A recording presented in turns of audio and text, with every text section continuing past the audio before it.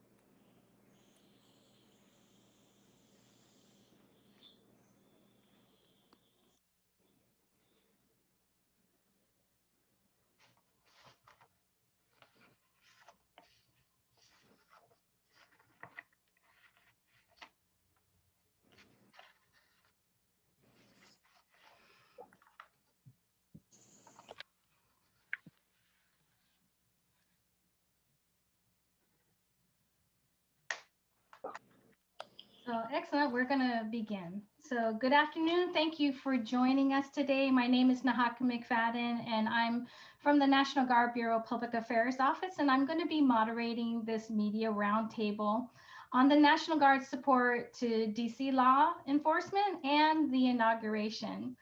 This is scheduled for approximately 45 minutes and is on the record. Before I begin, I ask that you continue to remain muted until I call on you for your questions. And when asking a question, please identify yourself and your outlet. Because we have so many of your interests today, please go ahead and ask your most important question first. And then if we're able to go through the list, then you can ask a follow-on. So the rules will be ask one question, and then we're going to be going to the next outlet. So we're going to begin today. Air Force Major General Steve Nordhaus, who's the Director of Operations for the National Guard Bureau. He's going to begin to provide us her statement, and then we're going to continue and go down to other subject matter experts that we have today. All of their bios were provided in the media release. And at the end of this media roundtable, if we have any open questions or anything, we will follow up with you and provide the information as requested. So for now, I'm going to go ahead and turn it over to Air Force Major General Steve Nordhaus, sir. Thanks, Ms. McFadden, and welcome today. Good afternoon. I'm Major General Steve Nordhaus, the National Guard Bureau's Director of Operations. Thank all of you for joining us here today. First, I want to say how sorry I am about Wednesday's horrific events. It was a dark stain on our democracy and does not honor the nation I serve. We look forward to working with our local communities, federal partners, and all to help heal our nation. As I speak, nearly 6,200 National Guard men and women from Delaware, Maryland, New Jersey, New York, Pennsylvania, and Virginia will join the District of Columbia to provide law enforcement support to federal and DC authorities through the presidential inauguration on 20 January. These members were authorized by Acting Secretary of Defense Christopher Miller to report to the DC Guard for up to 31 days under Title 32 502F authority. What I'd like to do before we go any further is to explain how the National Guard is called up in emergencies such as this. When requested for National Guard assistance, it generally comes in from a local authority that's requesting generally a governor to provide additional assistance and the National Guard to support them. The governor then approves, and that support is provided through the adjutant general from that state to the local community as required. The District of Columbia is different.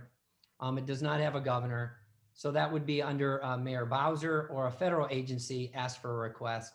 And then that request generally goes to the commanding general of the District of Columbia, and it's supported through the Secretary of the Army and the Secretary of Defense to authorize that support.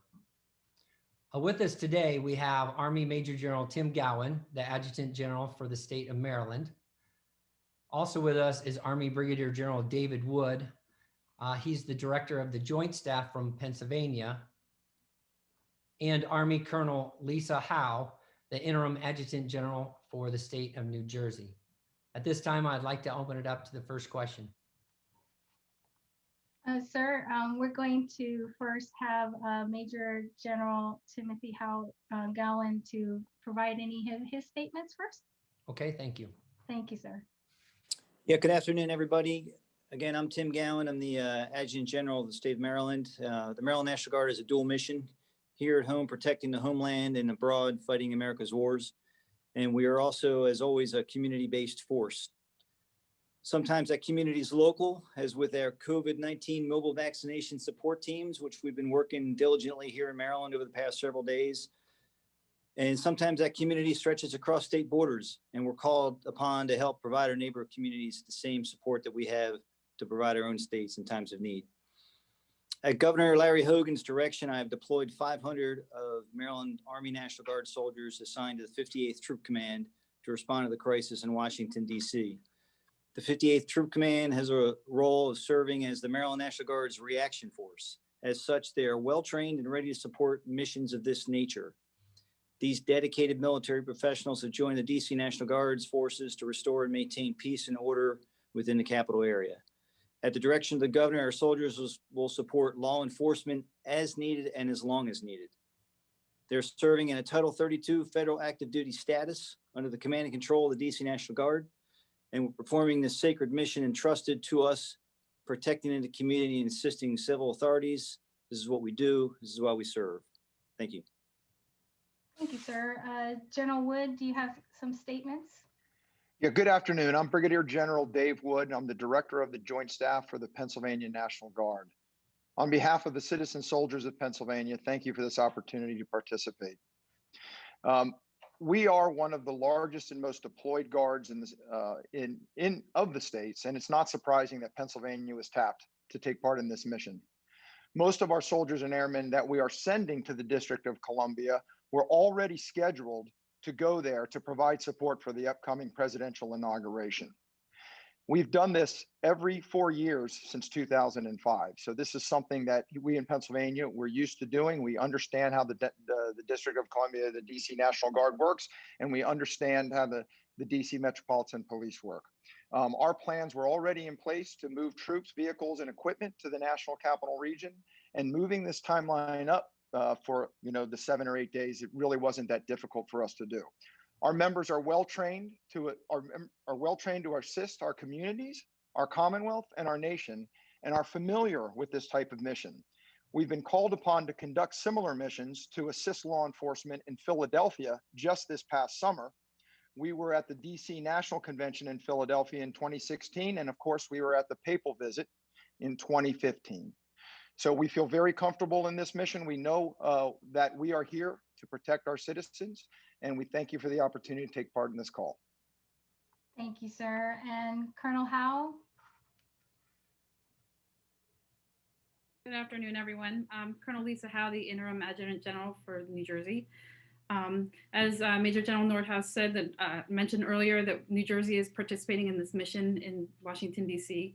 In the last 48 hours, in collaboration with National Guard Bureau, New Jersey's Governor Phil Murphy ordered the deployment of 500 New Jersey National Guard soldiers and airmen to support local law enforcement and the DC National Guard with ensuring the security of our nation's capital.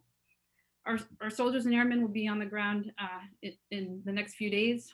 We have 500 who will be down there to support the DC National Guard and local authorities.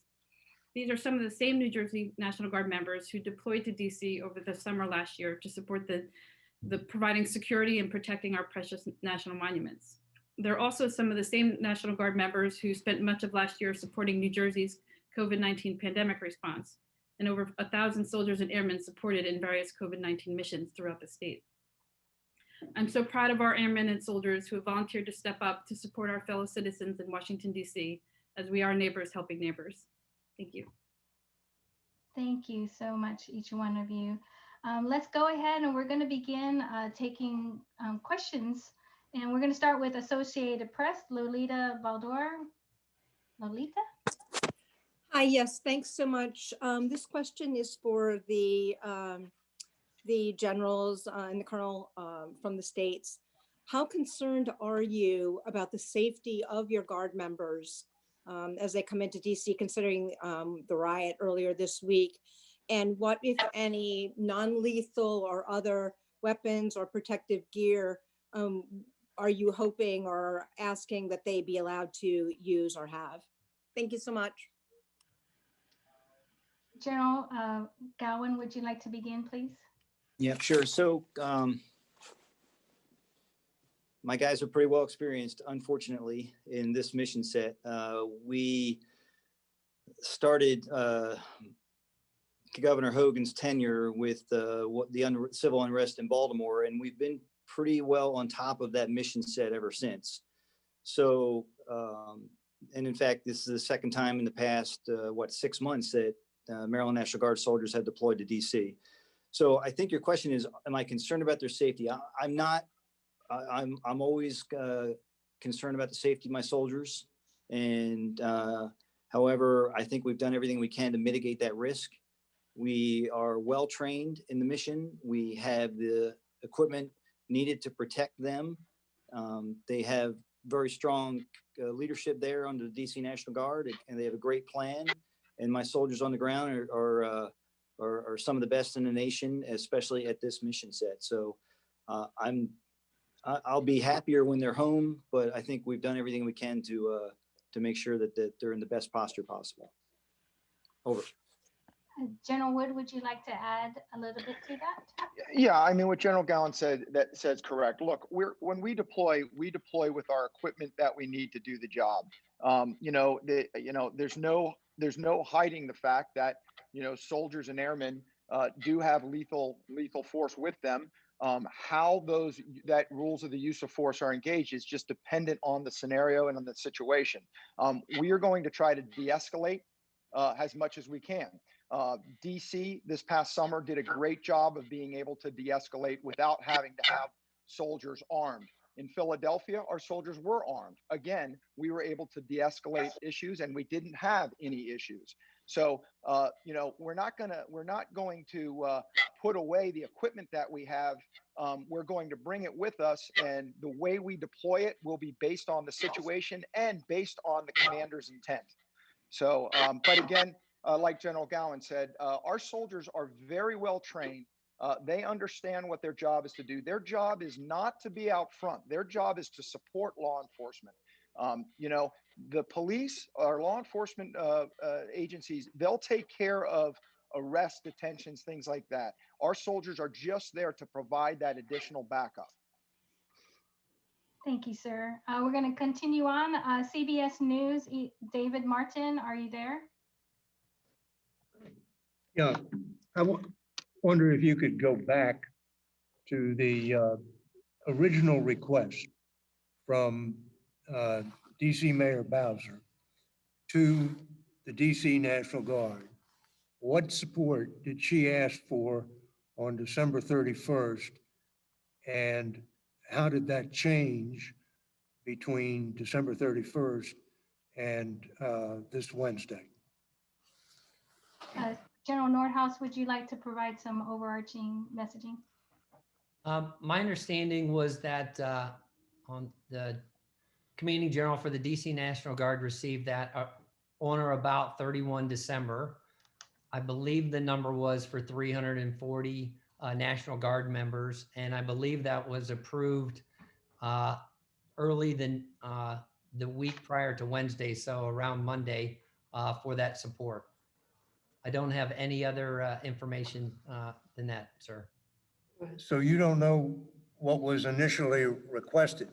The question really is, did she request Guard troops at the Capitol in her original request? Hi, let me chime in here. This is Tracy O'Grady Welsh. David, I think there was a conversation between you and the Secretary of Army and General Hokanson earlier today around 11. They are going to be the best sources for that information. But if you did not get those answers, we will make sure we follow up with you with that.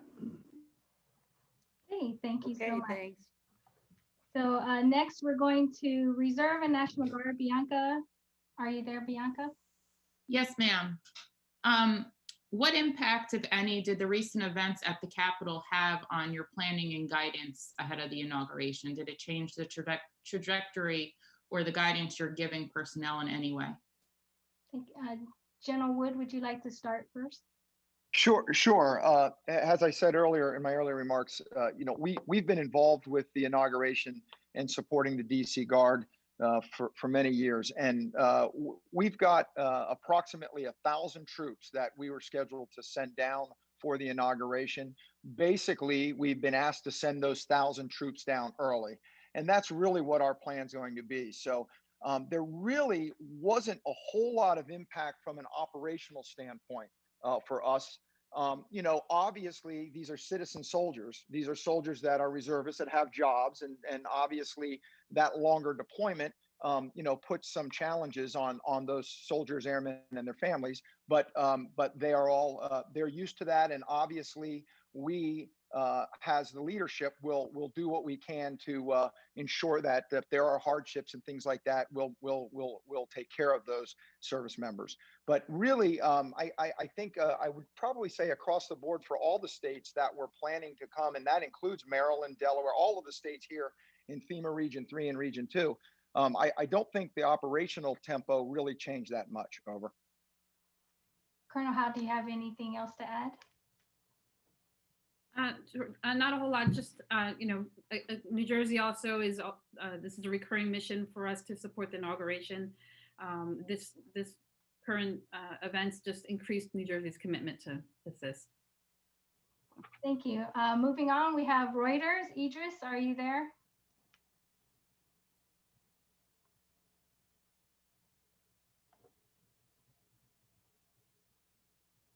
Okay, nothing heard. Mike Glenn from the Washington Times. Mike, are you there? Yeah, I'm here. My question was already asked and answered, so I'll just go ahead and pass. Copy. Thank you so much. We have Fox News. We have the DC desk. Are you there, Fox News?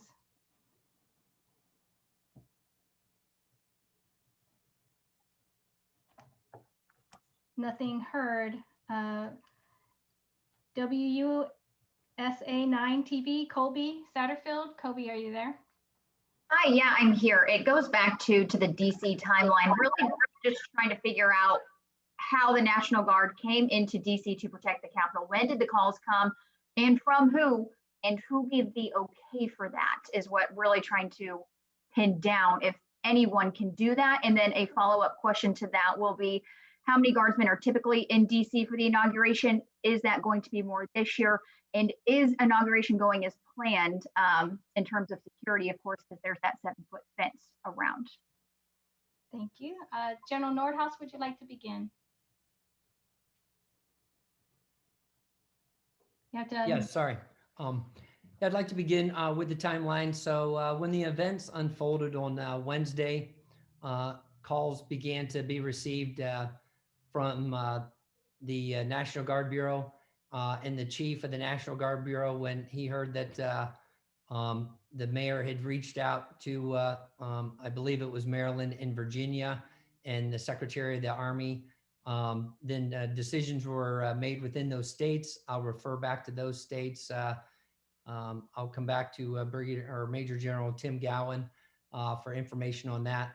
But then rapidly, they started making phone calls to honor those requests, and the Secretary of Defense, Acting Secretary of Defense, and Secretary of the Army approved it shortly thereafter as we continue to make those capabilities and movement into DC. I'd like to pass it over to Major General Tim Gowan from Maryland. Thanks, Spock. So first of all, I got to point out that things are not always as sequential as as people want them to be. So it's very,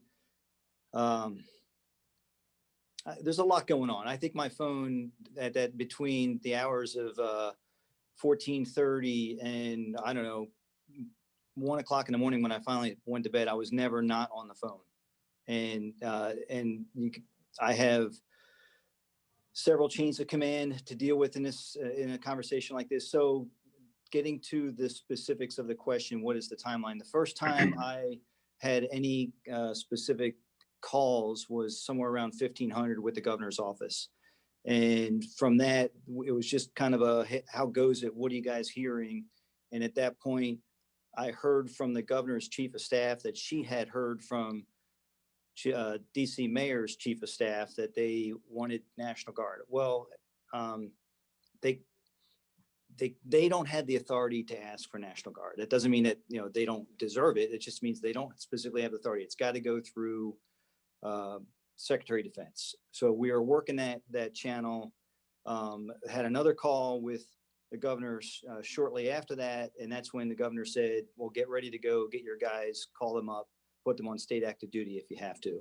So that's what we did. And then shortly after that, I started to have a few phone calls with the chief of National Guard Bureau and more back and forth with the governor's staff, lots and lots of calls with my own staff.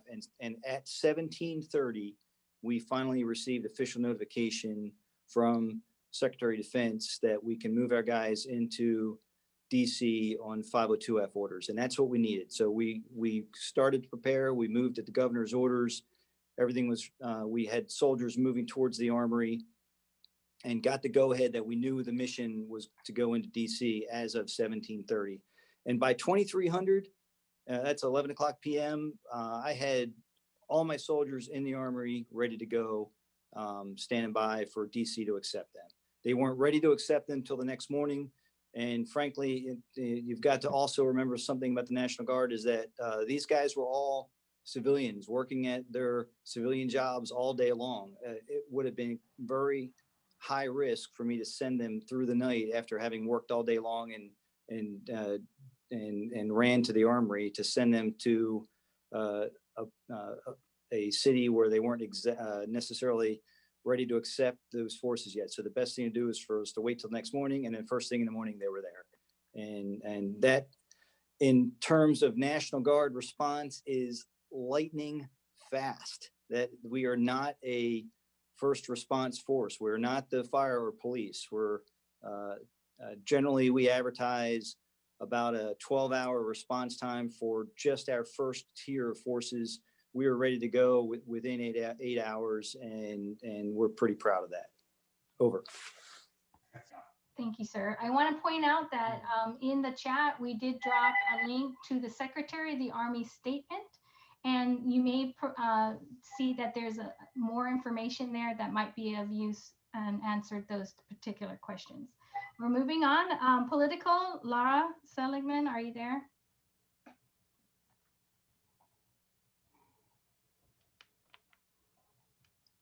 Okay, nothing heard.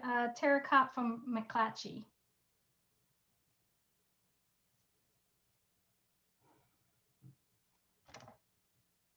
Terry, we can't hear you, Tara. You think I would learn this. So I want to get back to the timeline, but first on the weaponry that service members will be authorized to carry, will they be able to, will they be authorized to carry lethal weapons? Will they be carrying guns? And what will be the use of force be? And then a second question on the timeline. It seems, you know, the violence at the Capitol started, you know, around 1:30, 2:30, and there were a lot of questions at the time. Where is the Guard?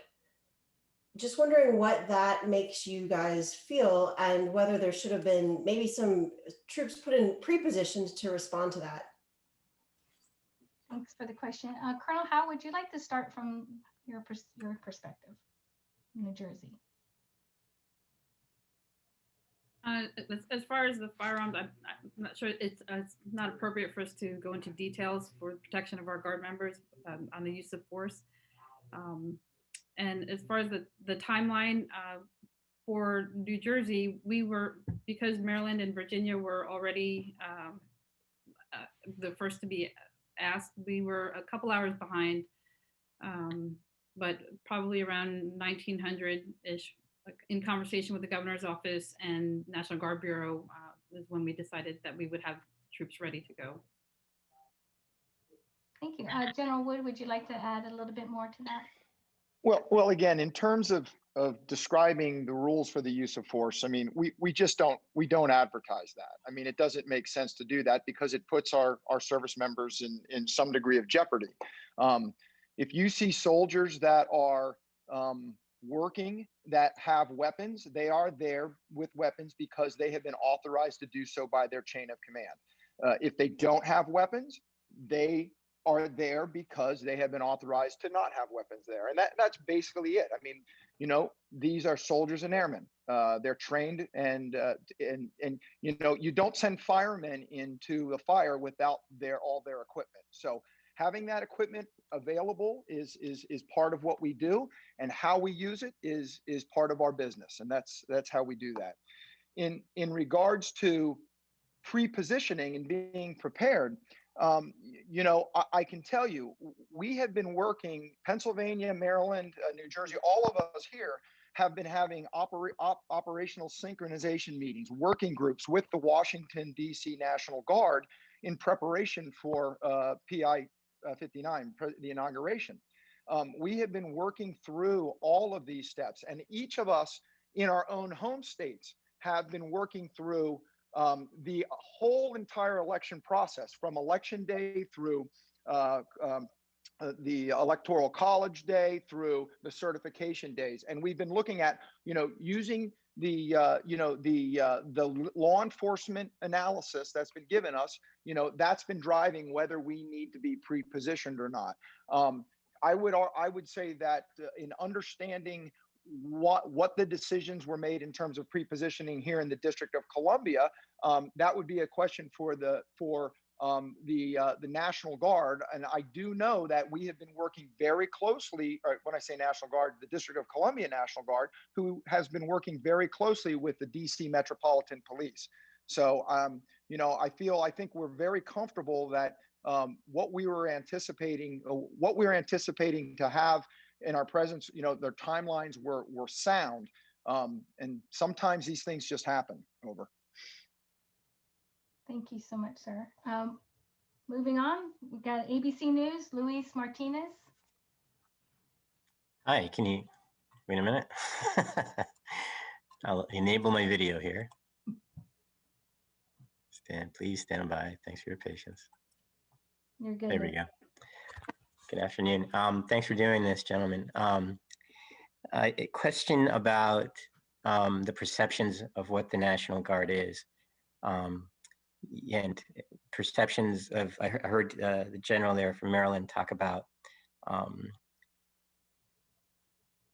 you know, it's record time for you to get forces out there in 8 hours. But can you kind of expand on the idea of, well, first off, we have to be mobilized to be pre-positioned for something so that we can respond quickly. You know, that kind of scenario versus what I would call a call up from a cold call. And I think that there's something to be said about the perception out there that the National Guard was ready or can be ready on a moment's notice. Can you explain any frustrations that you might have, and this is to any of you, or a few things that you would like to clarify that would make it easier for people to understand? Thank you. General Gowan, I see. Are you? Yeah, I'm chomping at the bit to answer the question. So the reporter a few minutes ago asked, where was the Guard? The Guard was being a plumber or a carpenter or a doctor or working in a grocery store. They were at their civilian jobs. That's where the Maryland National Guard was. That's where the vast majority of the Maryland National Guard is even today. I've only got a portion of my forces called up. For 8 months, we had a lot of those guys called up, and once they're called up, I mean, we're fairly responsive, but you've got to consider the entire timeline. First of all, we've got to notify the people. Then, you know, they may or may not be available to leave their jobs at that moment. Then they've got to travel. They got to go home. They got to prepare. They grab their bags for what might be 2, 4, 10, 12 days, who knows how long. They got to prepare for that. They got to come all the way across the state from wherever that is. And in Maryland, we're lucky that it's only a couple hours drive to wherever they live, to wherever the armory is. They got to come all the way across the state. Then they got to get to the armory. They got to get organized. That we've got to get in vehicles, and in this case, drive all the way another hour or so, maybe more in some cases, if it's coming from the other side of the state where one of my armories was, all the way to Washington, D.C. So we've got to accept the notion that the National Guard is not a first responder force. The way that the National Guard works in everything we do, not just for civil disturbance, but for snowstorms and floods and anything else, cyber attacks, everything that we deal with, it's a tiered response. It starts off with first responders. And when the first responders reach their capacity, then they go up to the next higher. Sometimes it's the county. When the county runs out of capacity, they go up to the state. In our case, we actually sent 200 Maryland state troopers to the state, to Washington, D.C. And I know a lot of other states did too.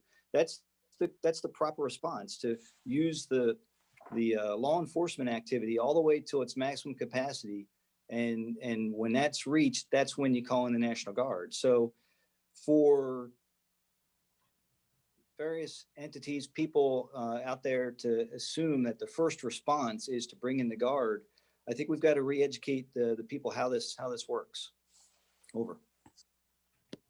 Thank you, sir. Time Magazine, Bill Hennigan.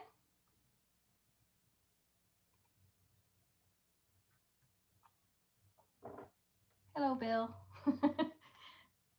Nothing heard. We're going to go to Air Force Magazine. Jennifer Lee, how are you? I'm well, thanks. Thank you all so much for taking the time.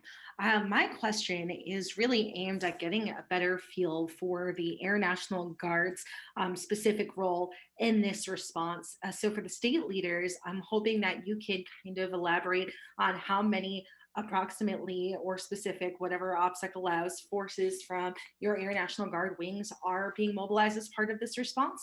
And then for the national level leadership, I'm hoping that you can speak to whether there have been any requests for Air National Guard air assets or any other kind of assets in addition to the manpower that we're seeing come in, whether it's for mobilization of forces around the National Capital Region, ISR in cases of crowd control or other things. Thank you.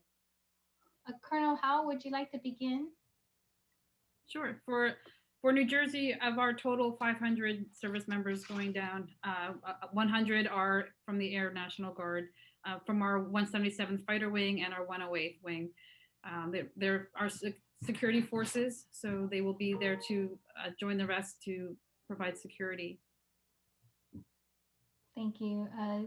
General Wood, would you like to add anything to that? So we certainly are a team play when we have these types of operations. We have approximately, out of our 1,000, we have approximately 50 airmen that are going. Primarily, they are communications first. We do use our security forces when we need to, but in this case, we have a full brigade of Army soldiers that are making up the 1,000. So we really didn't need to tap too deep into the security force elements of the Air Force, but they're certainly there if needed. And General Nordhaus, there was a little overarching response. Is there anything else that you would like to add? I know Virginia's not on the line, but I know that they're using one of their security force squadrons within the state of Virginia to assist. So it's, as the National Guard is 1/3 Air National Guard, around 108,000. And then you have around 340,000 Army National Guard. It makes up a force of about that 1/3, 2/3, or 30%, 70%. Thank you. Next, we have National Guard Magazine, Drew Brooks. Are you there, Drew? Yes. So I was wondering if either of the two MP units from Alabama and Arizona that were given the quick reaction mission earlier this year, if either of them would be on standby or in the DC area. Sir? Major General Nordhaus here. No, neither one of those are in the DC area at this time. Okay. We have the Washington Times, Mike Glenn. Are you there, Mike?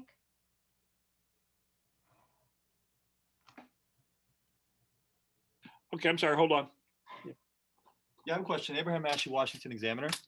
Oh, Secretary McCarthy spoke here in the press room today, and he said that the timeline for the Secretary Miller's approval for the DC Guard and all states was more on a 1300, 1400 timeline. But we just heard the Maryland chief say that he did not receive the authority until 1530. Can you clarify the discrepancy? Thank you. General Gowan. Well, I just want to clarify. I said 1730. That's when we received it. And I can't speak for anything that happened up until then. That's you have to refer to the secretary's press release. Is it possible, follow up, is it possible that the authority was given but didn't arrive to you until 1730? Or would that not happen? I received it at 1730. That's just that I don't know. I'm in charge of Maryland National Guard. I received it at 1730. Thank you, sir. Thank you. We're gonna Politico. Laura, you had some technical difficulties. Are you back now? Hi, yes, I'm back. Thanks so much for coming back to me. Can you just say, because I don't think I've heard you say this yet, how many guardsmen in total will be in DC for the inauguration? And is this different than previous inaugurations? And then secondly, can you just give us a sense of if you are more concerned now after what happened on Wednesday for that the guardsmen will need to be used for riots and crowd control? General Nordhaus, would you like to begin? Yeah, I don't have the exact numbers. I believe they're fairly close to what we've seen planned in previous inaugurations. Certainly as military and local law enforcement and anybody that's in that type of job looks at new events and information and continues to plan and make decisions so we're ready for the upcoming event. So I know that as far as the National Guard, we continue to plan and work with 54 to make sure we have available the resources that might be requested as we approach the 20th of January. Next, we have CNN, Oren Lieberman. Oren, are you there?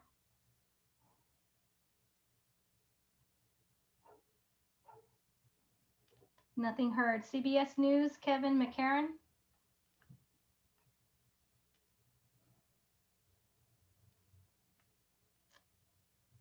Okay, nothing heard. New York Times, Eric Schmidt.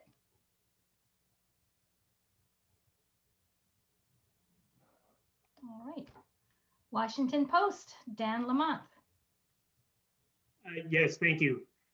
General Gowan, this is probably partly a question for you, and then there's probably a more looking forward aspect that I think several of you could maybe speak to.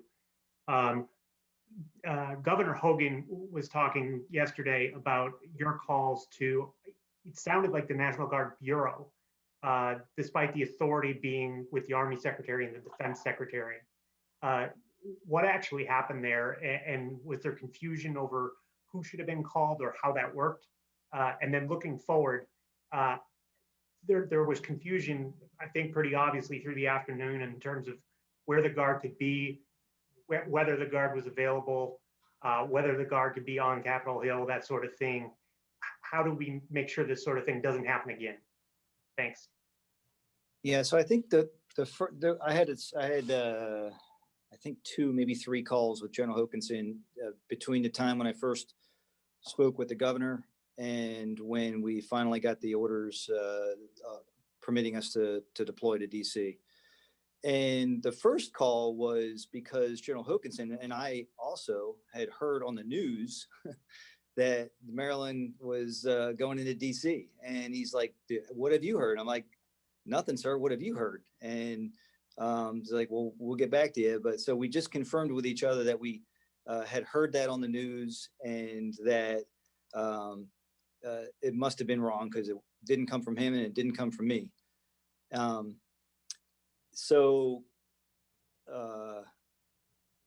yeah, I don't know. So I forget the second part of your question now. What was it again? I'm sorry. I think it's mostly trying to understand who was calling who. And then the second part is, obviously there was a great deal of confusion on Wednesday over who was available and how quickly. If for whatever reason, this new plan with more people is still not sufficient, what are the conversations at that point? Yeah, so as I said, once things really got rolling and solidified, there were a lot of phone calls, and that's when General Hookinson reached out to, I think, 6 or 7 other states, and we really started to solidify the plans. And a lot of it was, how much can you provide? And you got to understand, I mean, we're doing a lot of other things right now. My guys just came off of a long period of time where they're on orders. I've got units that are deployed. I've got units that are coming home right now. I got units that are getting ready to go out the door. So it's always, I never want to overpromise. And General Hookinson was trying to reach a certain number for deployment into DC. So there was a lot of work, a lot of conversations with a lot of states and across from staff to make all that happen. I personally don't think it was confusing, not to me at least, maybe to the outside and whoever was trying to get a grasp on it. If you're trying to get a grasp on something like that, the National Guard's a unique organization. It's not a tiered, specific military organization like that. Unless when we're not called up, I mean, there is no straight chain of command from me up to General Hookinson. I work for the governor, and all the states work for their governors. So there's a lot of give and take. There's a lot of you got to make sure that all of the facets of your personal chains of command and chains of influence are on board with the decisions as they're being made. So you're basically making sausage, and to the outside, it looks kind of ugly, but we've been through this process so many times. It's just kind of what to expect. Over. Dan, does that answer your question? I think the only logical follow-up is, do you think that was clear to DC officials? You mean Mayor Bowser? Mayor Bowser, Capitol Police, anybody else who would have been involved. I mean, there's a degree of desperation that was probably there at that point. So maybe that, they throw the playbook out the window and just hope for the best. But we were hearing a lot of, hey, we were asking and not getting, and the flip side of that is the limitations you logically had. Yeah, I mean, it's hard for me to answer, what she saw from her perspective. I can tell you, it's really hard to, you want to promise that we're coming, but nobody's really in a position to promise the whole big picture like that. Nobody, not even the Secretary of the Army, because we all belong to the governors at that moment, and not any one state can make a promise. So I can see how when you're waiting, when the things are looking kind of tough in your city and you want National Guard response, you want it now. There's nobody that can give it to you that quickly. So it takes a while to generate the response, and it takes even longer to generate the forces. That's why I wish I could. It's really hard to work in this organization because of that. Everyone wants to help right away, but sometimes you can't. But it's even more frustrating because it's hard to educate the other end of the supported organizations to help them understand just how challenging it is to get all these people off their jobs and into the armories and dealing with all the other limitations that we've got. So it's difficult. And I think over the years, for all the right reasons, people have come to rely on us for these things. But I think, sometimes there's a little bit of, we've got to manage expectations too. Over. Thank you, sir. General Nordhaus, would you like to kind of maybe reiterate how the National Guard is requested? Well, I guess I would like to add and kind of bolster in there with Major General Gowan's points, is that when the calls came in that afternoon into Virginia, into Maryland, and they started making calls to build those folks, they got to come off their jobs, they got to go into the armories, they got to, actually go home first, pack a lunch, head into the armories, prep equipment, get their equipment ready, and then, gather vehicles, determine where they're going to go, have the authority to proceed in that direction, and then with the ability for somebody to receive them, provide the rules for the use of force, and then fall under the appropriate C2 and then direct it out to the locations there. So I think as the early call, as the information on the day of Wednesday began, those calls were all going out and everyone was moving out as fast as they could to build the National Guard members that could do these missions, while in the National Guard Bureau, who is a coordination and synchronization element between the 50 states, 3 territories in the District of Columbia, and to the Department of Defense, that we were helping to sync those calls to move out as fast as we could. Thank you. Moving on, we have Army Times, Kyle Remfer. Kyle, are you there? Yeah, I'm here. My question was, during the summertime activations, there was an Ohio Guardsman who was removed from the DC mission after the FBI had uncovered some information indicating they expressed extremist ideology online. So my question is, have any similar alerts been received this time around regarding any guardsmen? Have there been any guardsmen removed from this assignment? And is this something that you guys are watching for ahead of this mission in particular? Major General Nordhaus here, not to my knowledge. And of course, we're always doing everything we can to make sure we have a secure force and our forces are professional and ready to support our communities. Okay, WUSA 9, Eliana Block, are you there? Yes, hi. I just had a couple quick questions regarding the DC timeline. I know we just talked a little bit about Mayor Bowser, but I was hoping that you could tell us, when exactly you heard from Mayor Bowser's office and when exactly the DC National Guard was activated. Additionally to that, I just had a follow-up.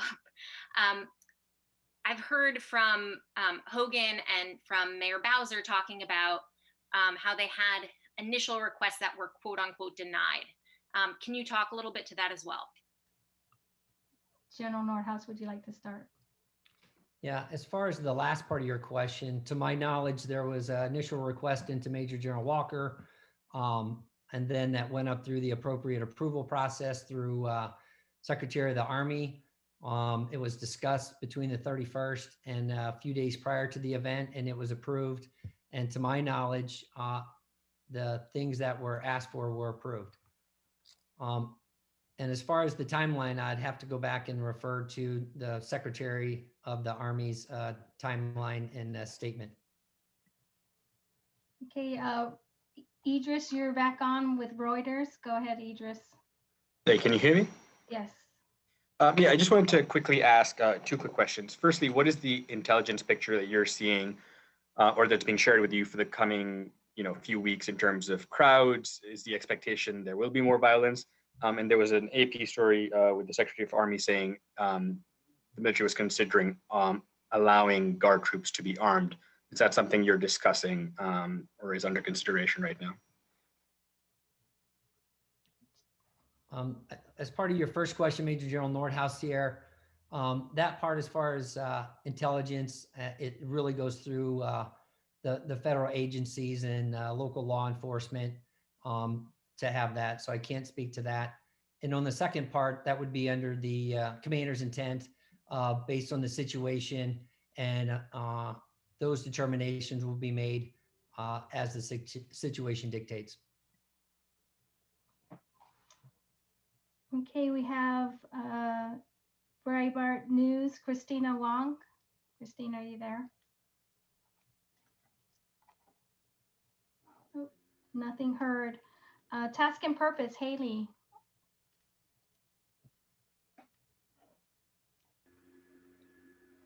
Nahaku, one more question with Brianna, and then we're out of time, okay? Okay, thank you.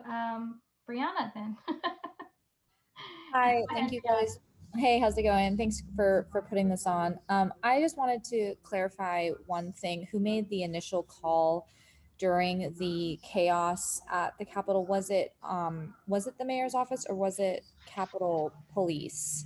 And was it to the DC National Guard? General Nordhaus. I do not know who made the first call.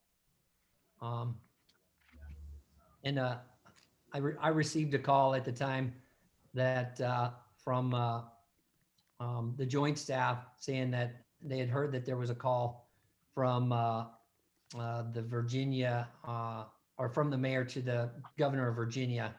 And I had to tell them I didn't know at the time. So to this day, I don't know exactly who made what calls when, as far as from the mayor to the governors. Okay, and is that unusual for the mayor to call Virginia for help from the Guard versus the DC Guard? I can't speak to that, ma'am. Okay, thank you for your help. Okay, so this concludes our media roundtable for today. Thank you all for being here. We do understand that some of you still have some outstanding questions. Please feel free to send an email to the email that was in the press release, and or call us, and we'll do our best to follow up with you. Just want to say thank you to Major General Nordhaus, Major General Gowan, Colonel Howe, and Brigadier General Wood for being our subject matter experts here today and sharing all the great things that the National Guard is doing on behalf of keeping Americans safe and going forward into the inauguration. So thank you, and we are completed for today.